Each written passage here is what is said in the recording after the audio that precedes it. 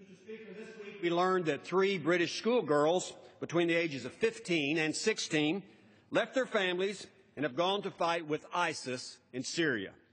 How were they recruited to join? Well, apparently through social media. And they are not alone. Terrorists have used Twitter to radicalize thousands of young minds throughout the world and recruit new jihadists. They have also used it as a way to fundraise millions of dollars for their reign of terror. And ISIS also uses Twitter to broadcast its barbaric acts and propaganda to the world. On February 3rd, ISIS tweeted a video of its evil, horrific burning of a captured Jordanian pilot. Last August, when ISIS released the gruesome beheading of American journalist James Foley, it did so on, yes, Twitter. There are many more examples. Now, all of these groups, ISIS, AQAP, AQIM, are officially listed as foreign designated organizations by our government. Federal law prohibits giving aid or helping a designated foreign terrorist organization. These FTOs use Twitter, an American company, as a tool, and no one is stopping them. Why are American companies and the U.S. government allowing social media platforms to be hijacked by terrorists? Some suggest that if the U.S. government were to shut down terrorist social media accounts, such measures would be violating terrorist free speech rights. They are wrong. There are no constitutional protections to those who incite violence. No one supports the Bill of Rights more than I do, but free speech has its limitations, just as there are no constitutional protections for child pornography. Terrorists should not have access to an American-controlled social media platform so they can kill, rape, and pillage and burn.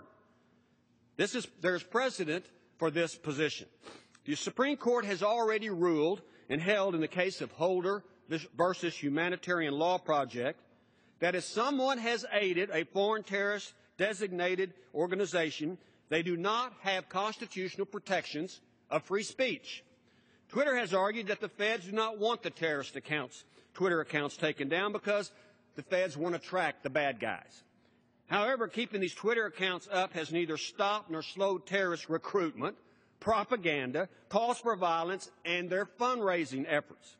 Instead, allowing the terrorists to continue using Twitter has helped radicalize hundreds of foreign fighters and raise for them millions of dollars. The sad reality is that today there are more terrorists using social media than ever before. Private American companies should not be operating as the propaganda mouthpiece of designated foreign terrorist organizations. Mr. Speaker, during World War II, we would have never have allowed Americans' foreign enemies to take out ads in the New York Times recruiting Americans when the Nazis go abroad and fight and kill Americans. But today, it is no different. Social media companies need to do more.